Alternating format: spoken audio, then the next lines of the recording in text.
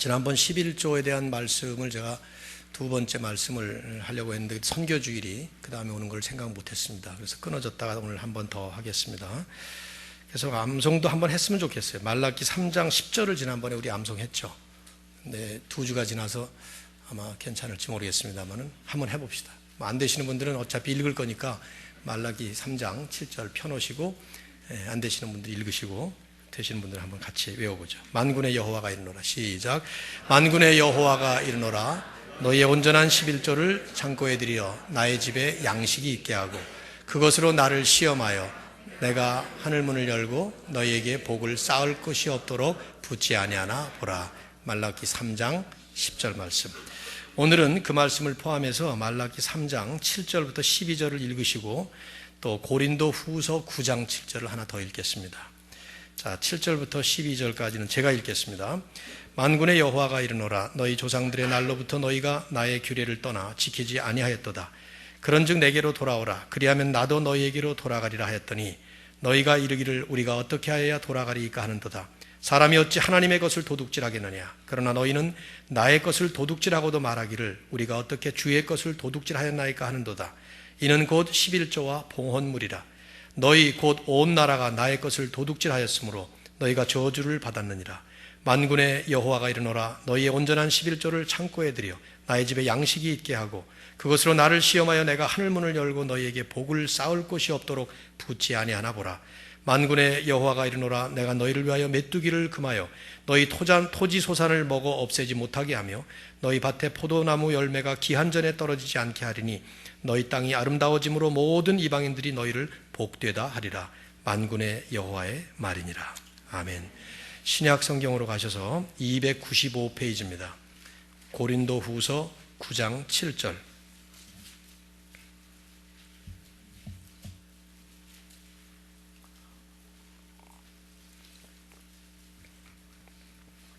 다음 주에 암송도 할 테니까요.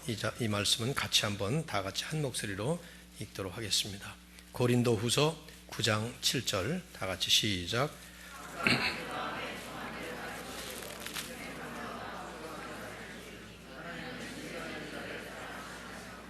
네, 제가 한 번 더 읽죠. 각각 그 마음에 정한 대로 할 것이요 인색함으로나 억지로 하지 말지니 하나님은 즐겨내는 자를 사랑하시느니라. 아멘. 11조 복인가 짐인가 이런 제목으로 지난번에 구약을 중심으로 해서 11조의 기원과 정신에 대해서 말씀을 나누었었습니다. 2주 전이니까 간단하게 좀 리뷰를 좀 할 필요가 있다고 생각되는데요. 11조에 대한 성경의 소개는 첫 번째 에피소드를 창세기 14장에 아브라함이 예수 그리스도를 상징하는 멜기세덱이라고 하는 인물에게 드린 그 예물로 우리에게 소개를 합니다. 그 예물의 의미는 받은 은혜에 대한 감사의 표현이었고, 두 번째는 모든 것이 하나님의 소유라는 것을 고백하는 신앙 고백이었습니다. 그리고 세 번째 특징은 아브라함이 강요에 의해서나 억지로 한 것이 아니라 자발적인 마음으로 드렸던 자진 예물이었습니다. 창세기 28장의 두 번째 에피소드가 야곱이 드리겠다고 서원했던 11조의 서원인데 거기도 역시 그 세 가지 내용이 똑같이 담겨져 있는 것을 우리가 말씀을 통해서 살펴보았어요. 이러한 두 예들을 마치 모델로 삼으시는 것처럼 하나님은 출애굽을 하는 이스라엘 백성들에게 일종의 그 신앙 공동체의 헌법을 제정하시듯이 율법을 주시면서 그 율법의 중심에 11조 규정을 세우셨어요. 저희가 세 가지 본문을 봤죠. 레위기 27장, 민수기 18장, 신명기 14장. 그 세 본문들을 보면 적어도 11조에 관련된 11조 제도에 담겨져 있는 그 세 가지의 각각 다양한 의미가 있었음을 우리가 볼 수가 있습니다. 첫 번째는 모든 것이 하나님의 소유다.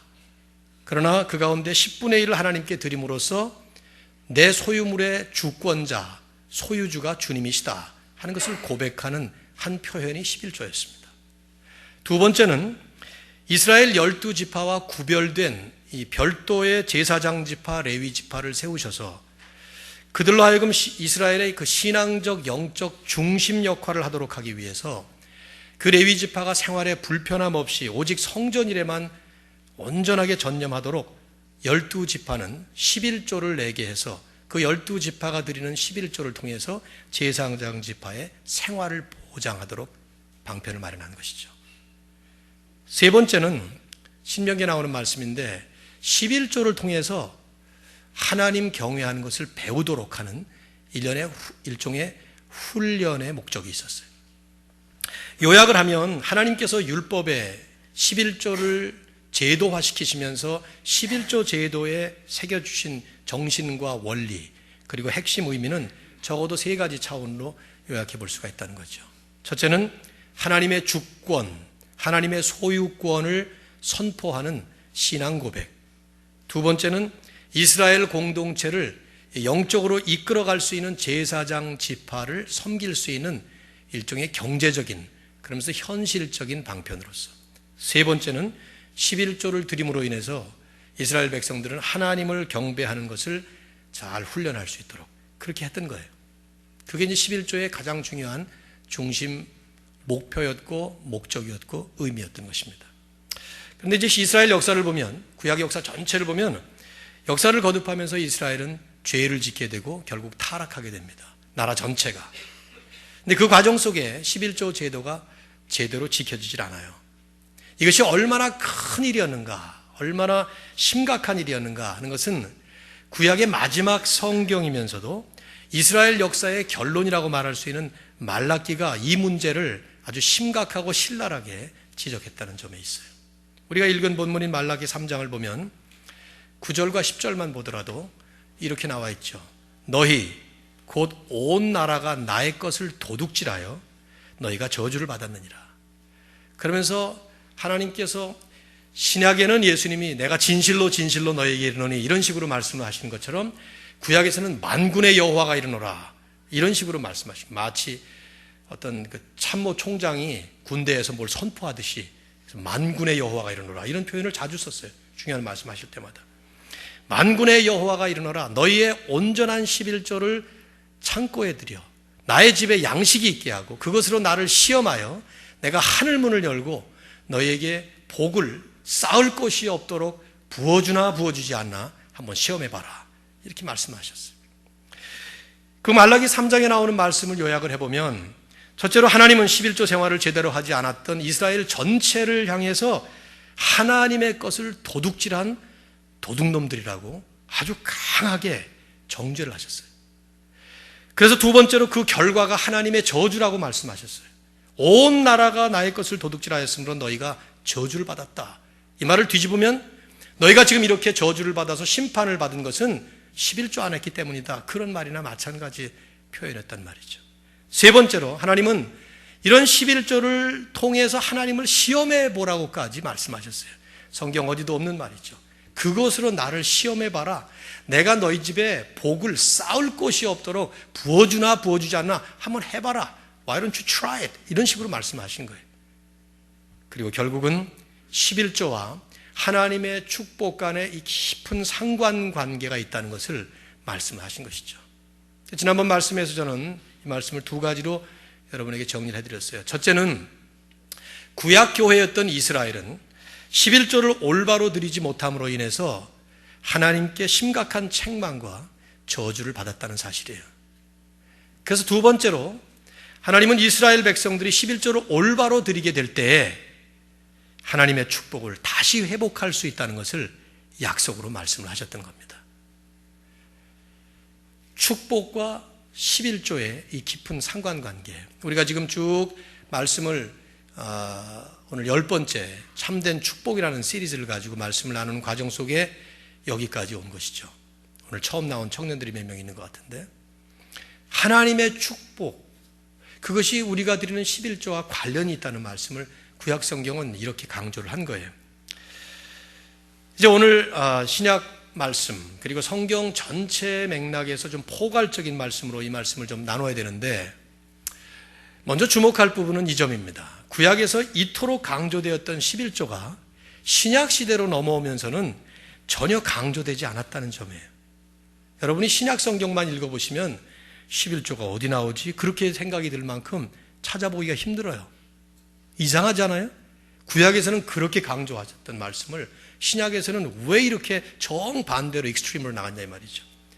우선 주님께서 11조에 대해서 언급하신 것이 딱 2번이에요. 근데 그 2번도 11조가 주제가 아니고 11조도 상당히 부정적인 이미지를 남기는 모습으로 주님께서 언급을 하셨어요. 마태복음 23장 23절, 그 똑같은 말씀이 누가복음 11장 42절에 같은 말씀이니까 이건 한 번이고요. 또 누가복음 18장 12절에 또 하나 나옵니다.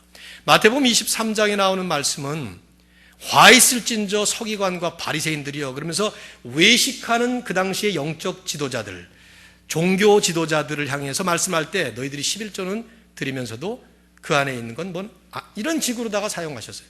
주제가 11조의 말씀도 아니고 11조를 다분히 부정적으로 예수님께서 사용하신 인상이 역력하죠.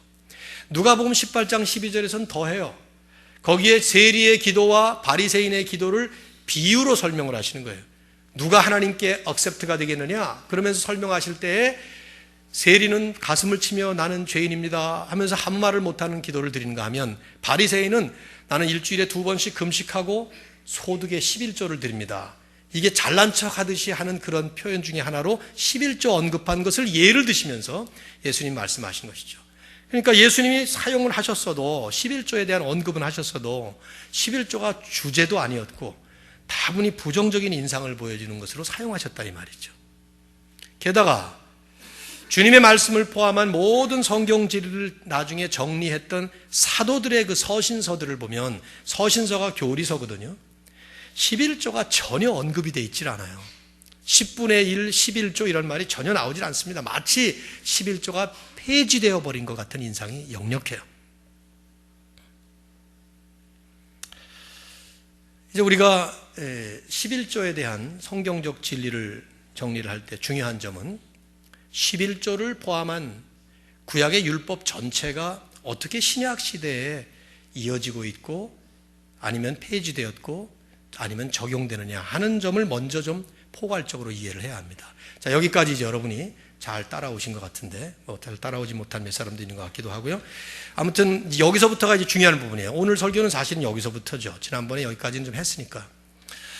구약 성경 전체를 우리가 총 정리를 하고 신약 시대를 넘어오고, 우린 신약 시대를 살고 있는 사람들이기 때문에 완성된 성경의 계시 차원에서 말씀을 볼 때 11조는 과연 우리들이 어떻게 봐야 되느냐 하는 질문을 해봐야 합니다. 그럴 때 우리는 11조를 넘어서 율법 전체에 대한 이해가 필요해요.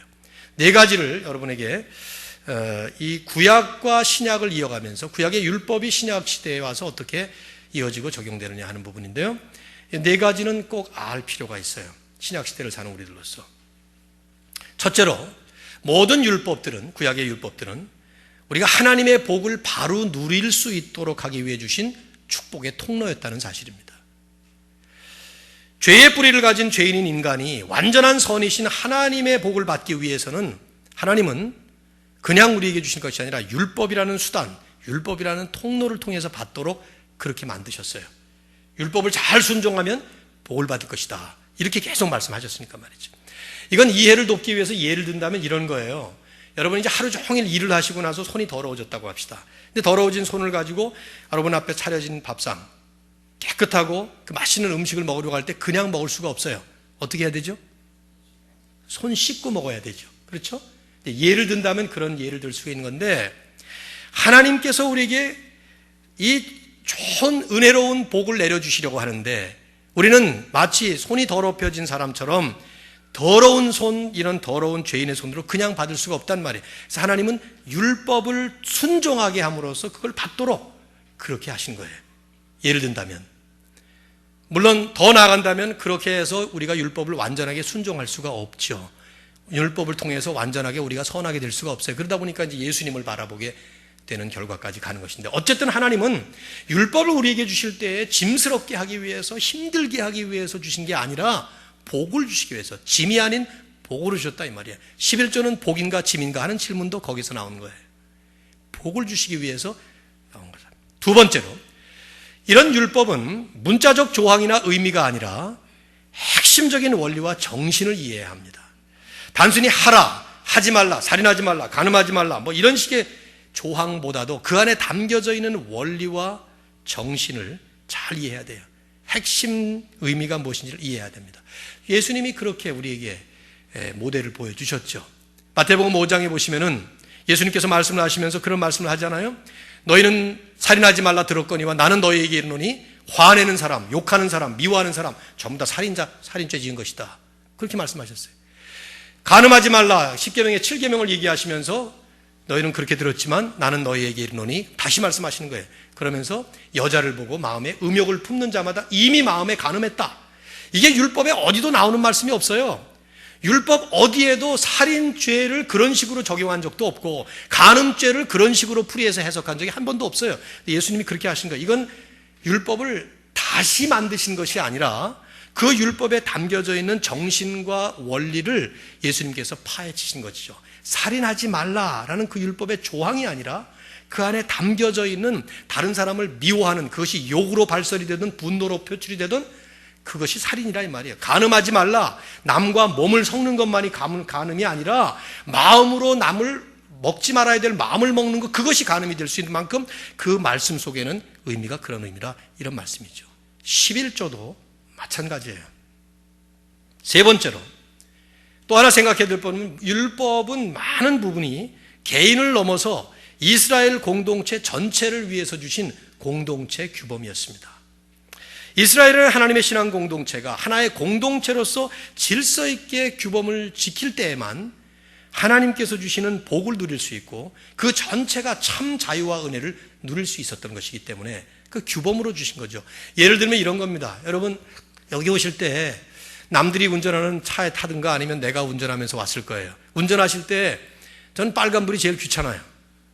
정시에 딱 가고 싶은데 갈 때마다 이 빨간불이 막혀버려요. 주일날은 또 우리 집에서 나올 때 이게 좀 한적한 동네다 보니까 그 빨간불이 길어요. 아주 평소에 한 30초면은 딱 파란불로 바뀌는데 주일날 되면 꼭 한 2, 3분 동안 빨간불로 켜 있습니다. 아주 이게 얼마나 짜증스러운지 몰라요.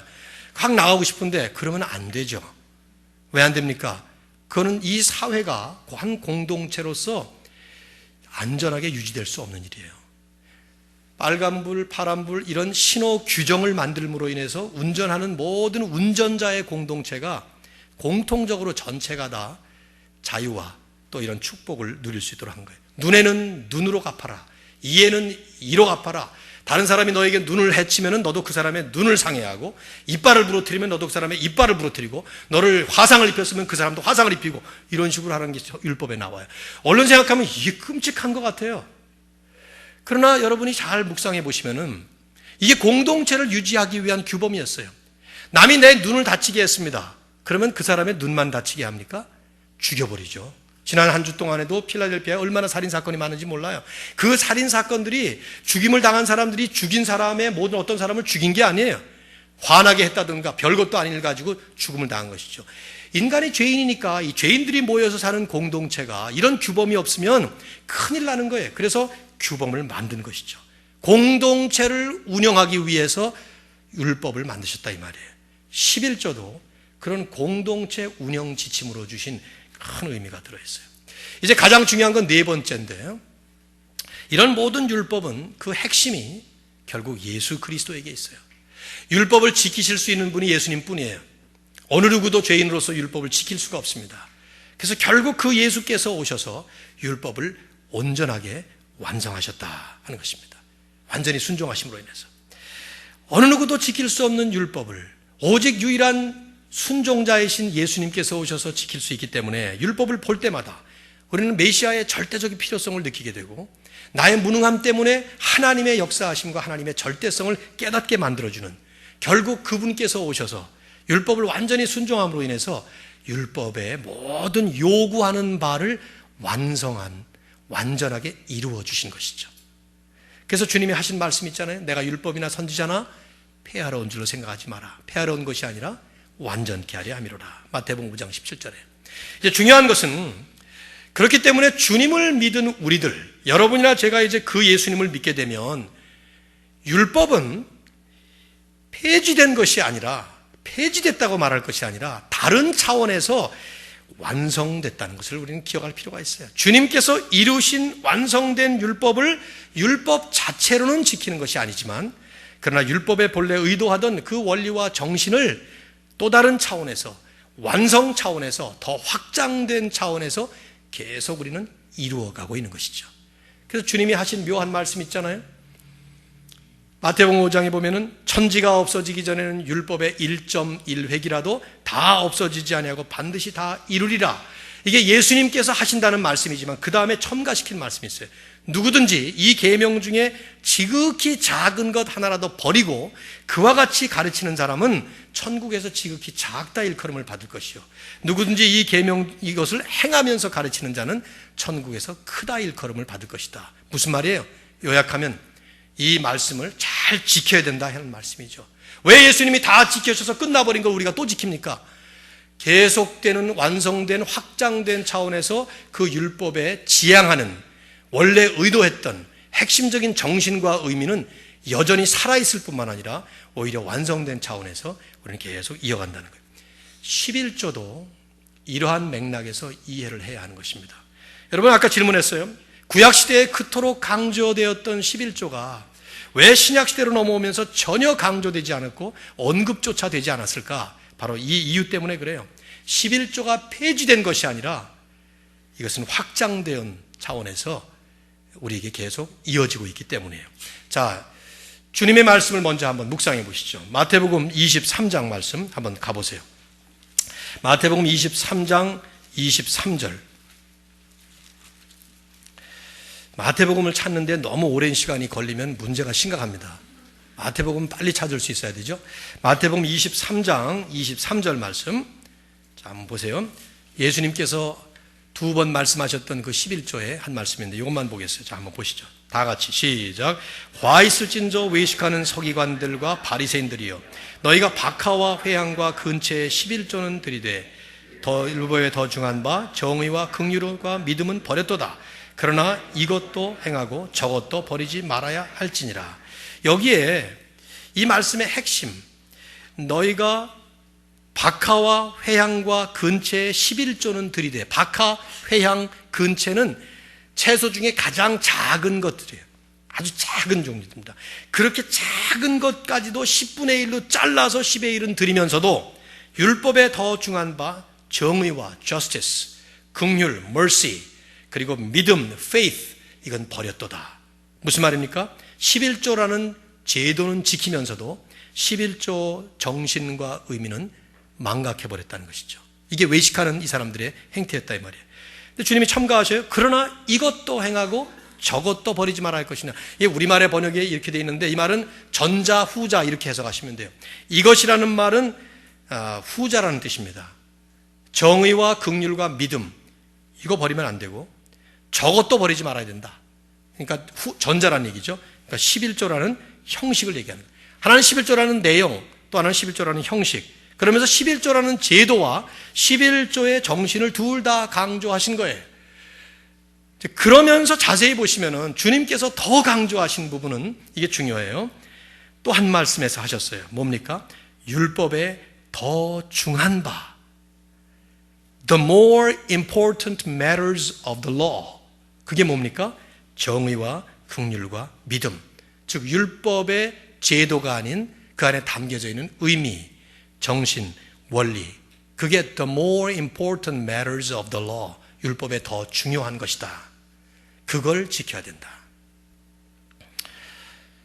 구약의 모든 율법 규정이 예수님 오심으로 인해서, 주께서 완성하심으로 인해서 끝나버렸지만 그 율법의 정신과 원리가 완성되어서 여전히 우리에게 이어지는 것처럼 11조도 더 이상 구약의 율법이라는 차원에서는 드리는 것이 아닙니다. 주님께서 이루신 구원의 섭리 속에서 주께서 완성하신 그 완성된 차원에서 그 11조에 담겨져 있었던 의미와 원리와 정신을 우리는 더 확장된 차원에서 드려야 하는 거예요. 그래서 신약의 사도들은 어느 누구도 한 번도 11조 규정에 대해서 강조는 물론 언급조차 하지 않았던 거예요. 왜냐하면 11조의 정신과 의미를 훨씬 더 확장된 차원의 헌신의 원리로 가르쳤기 때문이죠. 거기에 다 포함이 되어 있는 거예요. 헌신의 원리. 그게 헌금으로 드러나고 그게 11조로 드러나고 그렇게 드러나는 것뿐인데 더 큰 헌신의 원리. 자, 그 모델 되는 한 텍스트를, 성경의 한 예화를 고린도후서 8장과 9장에서 우리가 마지막으로 정리를 합니다. 자, 가보시죠. 아까 읽었던 고린도후서 9장 앞에 고린도후서 8장 말씀 293페이지. 이 고린도후서 8장과 9장은 사도 바울이 고린도 교회의 헌금을 강조했던 장이에요. 어떤 헌금이냐면 사도 바울은 그 당시에 일종의 순회 선교사였습니다. 이곳저곳을 다니면서 복음을 전하기도 했지만 교회들을 순회하면서 어려운 교회를 돕는 헌금을 걷어가지고 전달을 해줬어요. 고대 사회니까 지금 우리처럼 무슨 와이어 트랜스퍼를 할 수 있는 것도 아니고 뭐 체크를 보낼 수 있는 것도 아니고 인편으로 할 수밖에 없는 거예요. 사도 바울이 했던 큰일 가운데 하나는 특별히 예루살렘 교회가 어려웠던 모양인데 많은 교회들에게 헌금을 걷어서 예루살렘 교회를 구제하듯이 혹은 선교하듯이 어쨌든 그런 헌금을 걷었던 거예요. 그런데 이제 그 얘기를 하면서 바울은 이 고린도후서 8장에서 마게도니아 교회들이 했던 그 헌금을 예를 들어 헌신의 원리를 말씀을 하는 거예요. 자, 들어보십시오. 고린도후서 8장 1절부터 5절 제가 읽습니다. 형제들아, 하나님께서 마게도니아 교회들에게 주신 은혜를 우리가 너에게 알리노니. 여기 은혜라는 말은 우리가 흔히 하는 말대로 은혜 받았다, 기분 좋다, 예배드리고 내가 마음이 편안하다, 이 은혜가 아니에요. 마게도니아 교회들에게 하나님이 주신 은혜가 뭐냐면은 그들이 남을 위해서 베풀 수 있는 그 모습이 은혜라, 그 뜻이에요. 은혜에 대한 개념들이 너무 지금 많이 퇴색이 돼버렸죠. 2절 보십시오. 환난의 많은 시련 가운데서 그들의 넘치는 기쁨과 극심한 가난이 그들의 풍성한 연보를 넘치도록 하게 하였느니라. 연보라는 말은 옛날 말인데 헌금이라고 생각하시면 돼요. 환난의 많은 시련이 있었지만 그들은 넘치는 기쁨을 가지고 또 아이러니컬하게도 극심한 가난이 오히려 그들로 하여금 풍성한 헌금을 넘치도록 하게 했다. 내가 증언하노니 3절 그들이 힘대로 할 뿐 아니라 힘에 지나도록 자원했고 4절 이 은혜와 성도 섬기는 일에 참여함에 대하여 우리에게 간절히 구하니. 무슨 말이냐면 바울이 지나가니까 우리 그냥 지나가지 마시고 우리가 이 돕는 일에 헌금으로 동참하도록 꼭 좀 기회 주십시오, 이렇게 했다는 거예요. 간절히 구했어요. 바울은 그것을 5절에 이렇게 정의를 내립니다. 우리가 바라던 것뿐 아니라 그들이 먼저 자신을 주께 드렸다. 자신을 주께 드렸다. They dedicated themselves to God. 헌신했다 이 말이죠. 또 하나님의 뜻을 따라 우리에게도 주었도다. 우리에게 헌금을 주었다, 그 말입니다. 자, 뭐 이 말씀을 지금 강의하는 것이 제 목적이 아니고 지금 이 모든 일련의 말씀의 그 전개 가운데에 우리가 봐야 될 부분은 마게도니아 교회가 풍성한 헌금을 했다는 거예요. 힘에 지나도록 했다는 것입니다. 또 극심한 어려움 가운데 했다는 거예요. 넘치는 기쁨으로 했다는 것입니다. 그 모든 것이 자원에서 했다는 거예요. 여기 강요가 없어요. 그리고 이런 헌금을 통해서 그들은 자기 자신들을 하나님께 헌신하는 것이었다. 그걸 말씀하면서 고린도 교회를 향해서 너희들도 그렇게 해라, 그렇게 말씀하죠. 율법적인 제도적인 강요가 아니라 원리적인 차원에서 이 말씀을 하는 거예요. 그러면서 이제 9장으로 넘어가요. 그리고 쭉 이 말씀을 강의는 다 생략하고 아까 읽었던 7절 말씀만 다시 한번 보세요. 같이 읽겠습니다. 암송인 9절이니까. 시작. 각각 그 마음에 정한 대로 할 것이요 인색함으로나 억지로 하지 말지니 하나님은 즐겨내는 자를 사랑하시는 것. 각각, each man and each woman, 모든 사람은 각각 그 마음에 정한 대로 하라. 마음에 정한 대로 하라는 말을 여러분 식으로 오해하시면 안 돼요. 알아서 해라, 그 뜻이 아닙니다. 그 바로 앞에 나오는 말씀 보면 적게 심는 자 적게 거두고 많이 심는 자 많이 거둔다, 이런 말씀을 하면서 사람마다 형편이 다르고 입장이 다르고 수입의 그 액수가 크고 높고 낮고 다 다르잖아요. 그래서 구약에서도 하나님이 10의 1이라는 것은 10분의 1이에요. 1000불을 버는 사람에게는 100불이고 10,000불을 버는 사람에게는 1000불이고 100만 불을 버는 사람에게는 10만 불이 되니까 이 액수의 차이는 엄청나죠. 그러나 액수가 뭐든 간에 프로포션을 하나님이 그렇게 정하신 거예요. 10분의 1을 이것을 기본적으로 함으로 인해서 하나님의 주권을 선포하고 또 그 모든 일들을 내가 신앙의 훈련으로 삼고 그걸 통해서 신앙 공동체를 운영하는 그 목적을 쓰는데, 마찬가지로 지금도 사도 바울은 그런 얘기를 하는 거예요. 형편에 맞는 대로, 그래서 자기가 마음에 정하는 대로 그리고 그렇게 계획을 하는 대로 그렇게 할 것이다. 다만 인색함으로나 억지로 하지 말아라. 인색함, 구두쇠처럼 쬐쬐하게 그렇게 하지 말고, 또 억지로 강요에 의해서 할 수 없어서, 영어 성경을 보니까 under compulsion, 무슨 직분 때문에 이런 식의 말이지. 그러면서 결론을 내려요. 하나님은 즐겨내는 자를 사랑하시느니라. God loves a cheerful giver. 즐겨내는 자를 사랑하시느니라. 우리가 11조 얘기를 지금 하면서 하나님의 축복의 한 방편으로서 내려주신 이 11조. 근데 그것이 구약시대를 지나고 신약시대로 넘어오면서 더 이상 교회 공동체 안에 제도적으로 자리를 잡지 않은 것처럼 보여지는 것은 구약의 율법이 지금 신약시대로 넘어오면서 변화되는 과정 속에 보여준 모습 때문에 그래요. 근데 지금 본 것처럼 이제 결론을 제가 맺게 되는데요. 율법의 규정으로서는 더 이상 11조는 지킬 필요도 없고 지키면 사실은 안 됩니다. 11조라는 단어조차도 사실은 어폐가 있는 말이에요. 그 말은, 왜냐하면 우리는 더 이상 어떤 종류의 율법도 율법을 지키는 게 아니에요. 그러나 11조, 확장을 해서 헌금에 담겨져 있는 원리는 여전히 구약보다 지금 오히려 완성된 수준, 확장된 차원에서 훨씬 더 우리에게는 순종의 한 이슈로 지금 계속 남아있어요. 좀 더 현실적으로 이것을 구체적으로 말씀을 드린다면 10분의 1, 1/10, 이 10분의 1이라는 산술적 계산은 그다지 중요하지 않아요. 흔히 받는 질문이, 이제 11조 얘기를 하게 되면 흔히 받는 질문, 지난번에도 11조 첫 번째 설교를 하니까 우리 청년 가운데 한 분이 와서 저에게 그런 비슷한 질문을 했어요. 많이 받는 질문 가운데 하나가 뭐냐면 11조를 세금 이전에 드립니까? 세금을 내고 드립니까? 그로스로 합니까? 네트로 합니까? 이런 얘기.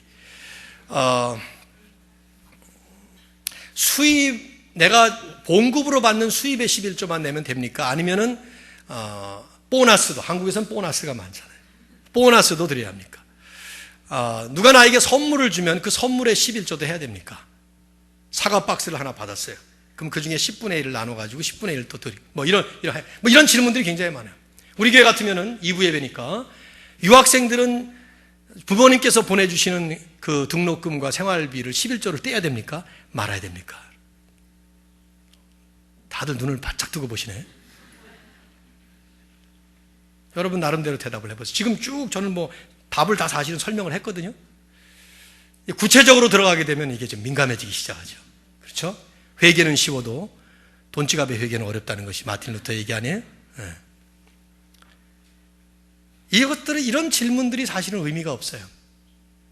교회에서 많은 교회들은 직분자들을 세울 때, 안수집사가 되고 장로가 되고 그럴 때 그분이 11조를 드리느냐 안 드리느냐를 규정으로 삼는 교회가 많습니다.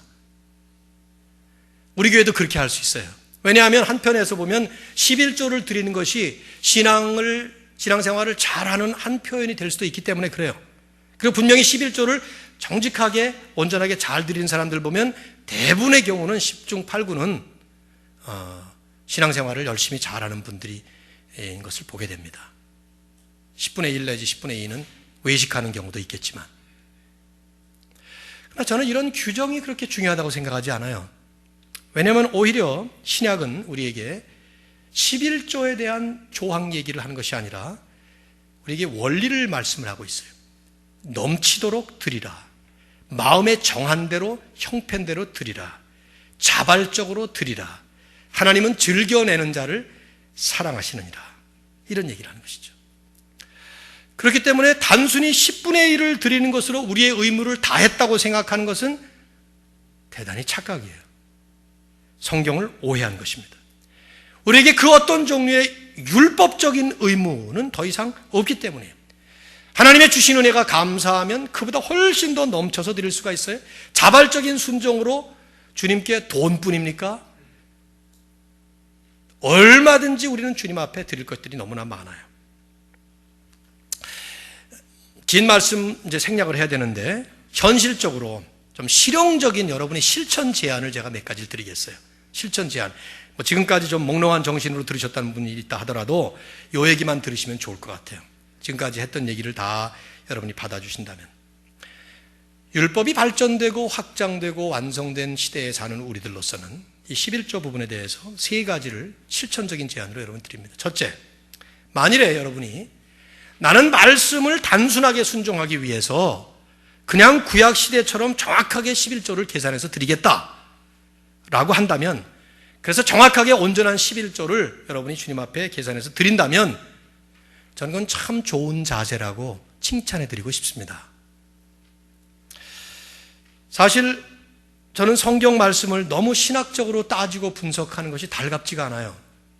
제가 이 시대의 설교자이기 때문에 지금 이 시대의 청중들에게 맞도록 논리적으로 분석적으로 성경을 이렇게 분석하고 또 이걸 이성적으로 풀이를 하고 이렇게 해서 설득력 있게 하려고 이렇게 하다 보니까 설명을 하지, 그냥 말씀을 읽고 잘 이해가 안 돼도 구약에는 했는데 왜 신약에는 말씀을 안 하고 있지? 그래도 구약에 했으니까 나는 말씀대로 그냥 지키랍니다 하고 지키면 저는 칭찬해드리고 싶어요. 그 단순한 믿음, 순진하게 순종하는 그 자세, 애들을 키우다가 보니까 이제 다 성장한 자녀들이 된 아이들에게 지금은 오히려 복잡하게 설명을 많이 하는데, 어렸을 때에는 아이들에게 제가 제일 많이 했던, 저를 보고 아버지 학교 교장을 하라 그러면 저는 간단해요. 아버지의 권위가 인정될 만큼 자녀들에게 신뢰와 사랑과 존경을 받는 입장이 일단 되고, 그 다음엔 아이들에게 무슨 말을 해도 아이들이 받아들일 수 있으면 그게 최고의 아버지 학교다. 저는 이렇게 말하고 싶은데, 아이들에게 그런 얘기를 참 많이 했어요. 많은 설명을 하다가도 그냥 아빠 말 듣고 순종하면 안 되겠니? 그러면 애들이 대부분의 경우는 자기에게 이해가 잘 안 되는데, 그래요, 아버지가 하라니까. 우리 아들이 옛날에 그 한국에 있을 때 컬빛하면 뭐 사바사바 사바사바 사바사바 이런 노래를 많이 불렀어요. 룰라라고 하는 한 미친 팀이 만들어낸 노래인데, 뭘 사바, 난 가사가 그 마음에 안 들더라고. 애가 유아부였는데 4살 5살 난 애가 그냥 돌아다니면서 사바사바 사바사바 그럼 돌아다니는 거예요. 그래서 야, 그게 뭐냐 그랬더니 이게 룰라의 노래래. 그래서 왜 이왕이면 그런 노래 부르냐, 뭐 얼마나 좋은 노래가 많냐, 뭐 해 뜨는 데부터 뭐 이런 노래도 있고 뭐 여러 가지 니네들 주일학교에서 배우는 거 많지 않냐. 그러니까 우리 아들이 볼멘 소리를 하더라고. 아빠는 왜 이렇게 하지 말라는 게 많아요? 그러더라고. 나 못된 아버지 같으면 그때 작사를 해버리지만 저는 아이에게 설명을 잘했습니다. 어떤 설명을 했는가 하면, 너는 하나님의 아들이라 그런 노래 부르는 것이 좋은 거 아니다. 다른 애들 다 부르는데 걔네들하고 너는 종류가 틀리다, 집안이 틀리다, 너는 하나님의 아들이다, 이런 얘기를 막 했어요. 소명에 대한 유치원식의 표현이죠. 그래서 너는 부름받은 사람이다, 뭐 이런 얘기를 그렇게 한 거예요. 그러면서 설명을 하는데 잘 안 들어가다. 그래서 아빠 말대로 그냥 싸바싸바 말고 해 뜨는 데부터 그거 부르면 안 되겠냐? 그랬더니 얘가 한참 생각하다가 그렇게 할게요. 그 이후부터 안 불렀어요. 저는 성경을 볼 때 잘 이해가 안 되고 설명이 잘 안 돼도 그냥 말씀을 했으니까 단순하게 순종을 하겠다. 밤새도록 수고해도 잡은 것이 없지만 깊은 곳에 가서 대낮에 그물을 던지면 아무 한 마리도 잡을 수가 없는, 고기 잡을 수가 없는 것을 내가 너무 잘 알고 있는 갈릴리 어부촌의 노련한 어부 출신이지만 말씀에 의지하여 내가 그물을 내리겠나이다.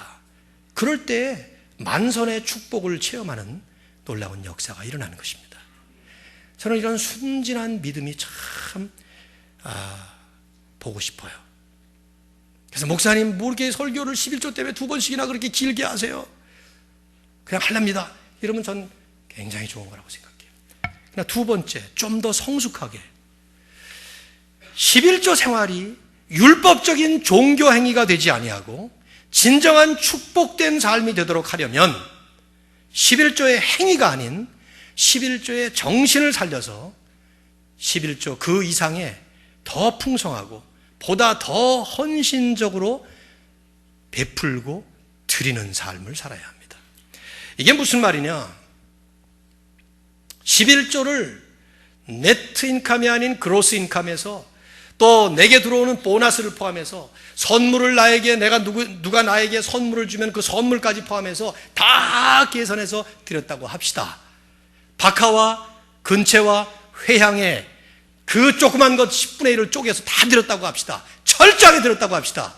그런데 만일에 그 안에 있는 정신을 내가 잊어버린다면 그는 외식하는 서기관과 바리새인들의 저주받은 11조가 될 가능성이 있습니다.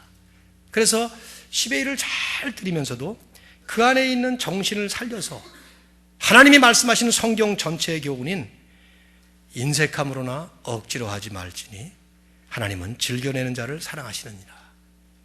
그런 풍성한 드리는 삶, giving life, 나누는 삶, sharing life, 그런 삶을 살도록.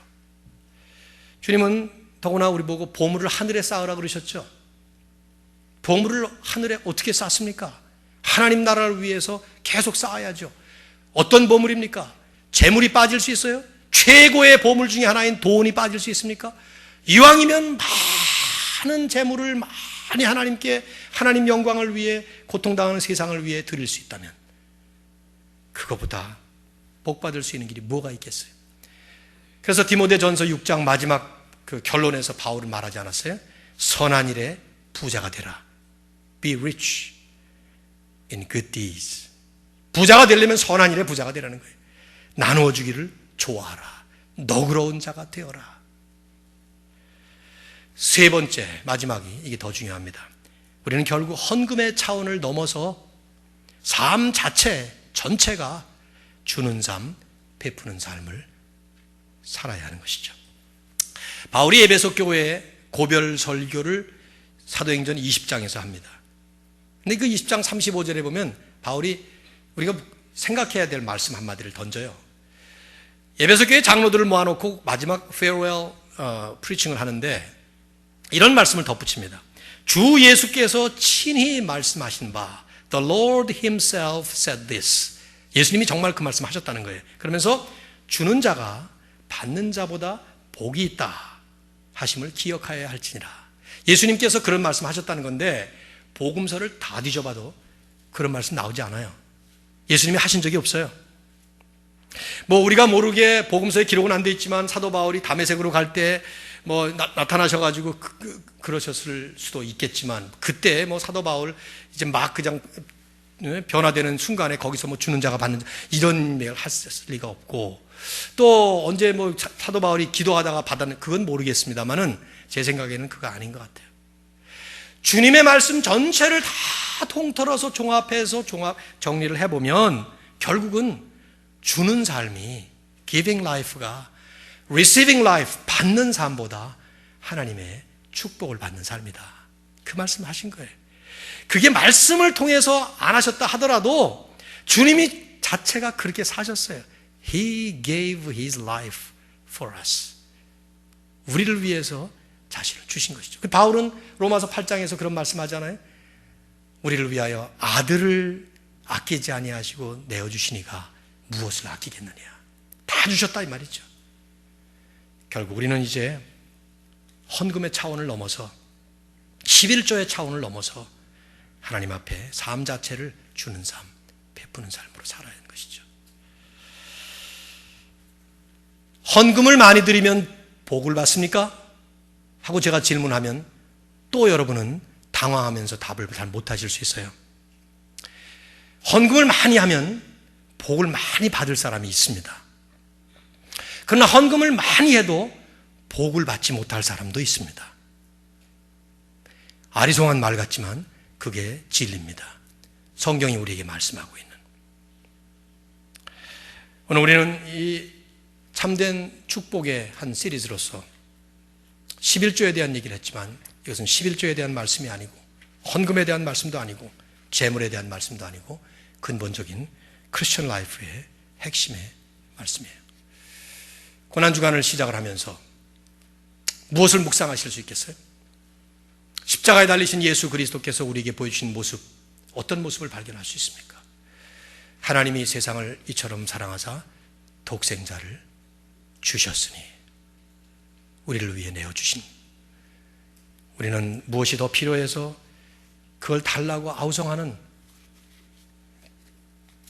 일종의 영적인 구걸하는 집단이 아니고 하나님께서 주신 것이 너무 감사하고 너무 넘쳐서 내어주고 나눠주고 베풀어주고도 못할 만큼 모든 것을 가진 축복된 십자가의 사람으로 주님 앞에 바로 설 수 있길 바랍니다.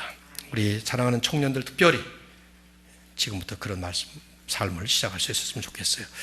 시간이 많이 갔기 때문에 우리 찬송 하나 부르고 말씀 생각하면서 찬송 하나 부르고 끝내겠는데, 오늘은 특별히 찬송가 150장 그 찬송가를 함께 부르겠습니다. 혹시 준비됐군요. 갈보리 산 위에 십자가 섰으니 주가 고난을 당한 표라. 험한 십자가를 내가 사랑함은 주가 보혈